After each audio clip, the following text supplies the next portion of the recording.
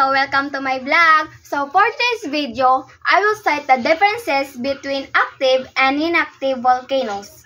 The differences between active and inactive volcanoes is that active volcanoes are those that are currently erupting, show signs of unrest, such as earthquakes, gas emissions, or ground deformation, or have erupted and present historical time, indicating that they still have a molten magma supply, while inactive or dormant volcanoes, on the other hand, have not erupted for a long period and show no present signs of activity.